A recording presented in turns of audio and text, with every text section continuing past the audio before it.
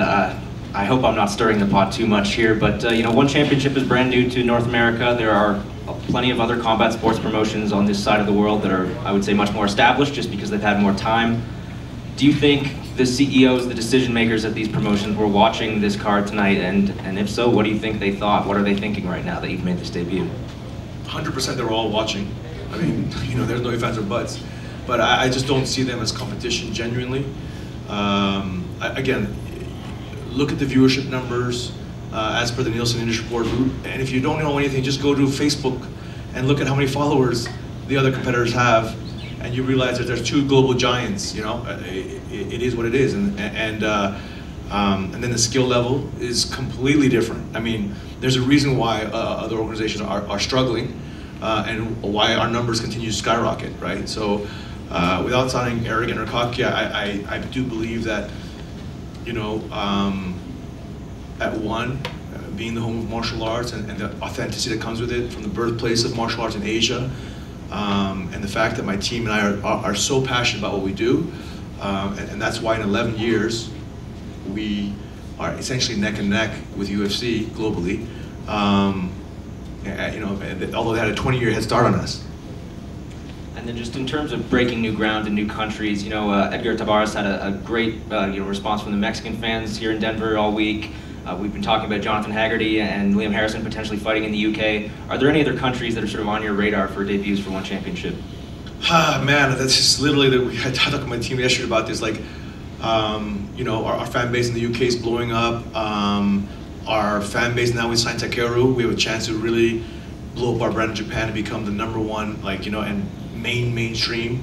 Abima TV and I, the largest digital TV player in Japan with 80 million subscribers out of a country of 120 million population. There's so many. In China, our metrics are exploding. I mean, every time we have a Chinese athlete on the card, the numbers just go crazy. I mean, we trended, every time a Chinese athlete's on the card, we trend number 3, number 4, number 5 in China, in a country of 1.4 billion. And whenever a title fight involving a Chinese athlete, we trend number 1. And even tonight on Twitter in the US, we trended anywhere from number 1 to number 8, depending on the fight, depending on the time of the night. I'd like to see global numbers. We get the preliminary Amazon numbers tomorrow morning, right before I meet with the Amazon leadership team. What it is, we are now at takeoff velocity. That's how I feel. We've struggled for many years, and actually with the COVID, our numbers skyrocketed. And then I get data, across all of our platforms of every country around the world, and I just feel like we're hitting our stride and crossing this major inflection points in popularity across many different countries simultaneously. It's just happening.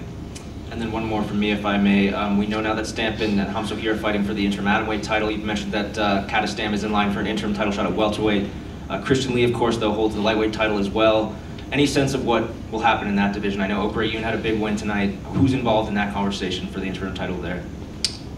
I'd have to sit down, because I honestly had given a lot of thought, and I still want to sit down and talk with Christian as well about what his plans are. I literally haven't talked to Angela or Christian about fights, right? I've just been trying to support them and the family through this whole grieving and healing process. We are going to be announcing a Victoria Lee scholarship, and Victoria Lee, we want to keep her legacy alive, because she represented everything that was beautiful about the world, but everything also about one. She, in her short life, in her 3 fights at one, and who she embodied in and out of the arena was truly exemplifies one. And so I have spoken with the Lee family about how do we immortalize her in a way, so her legacy lives forever. Thank you. Some more for me, if that's all right, Chatri. Yes, of course. I hear you're going to Tokyo next week for a big press conference with Takeru, is that right? Yes. How did you man, I hear things. You're like, things before I do. Yes, I'm flying to Japan tomorrow, yeah. No, the day after tomorrow, for a big press conference in Japan. Yeah. Can you just talk a little bit about the process of that signing? How long has it been in the works, and what are you expecting from him? We talked to Takeru the minute he let everyone know he's a free agent, and we gave him space. We just said, hey, look, if you want to fight the best in the world, it's at one. If you want to get paid the best in the world, it's at one. and he spent time looking here and there, and he wanted an easy fight, so he went and signed a one-fight deal, and then eventually he came full round and signed, and then his number one fight that he wants is Rotang. He wants to fight Rotang.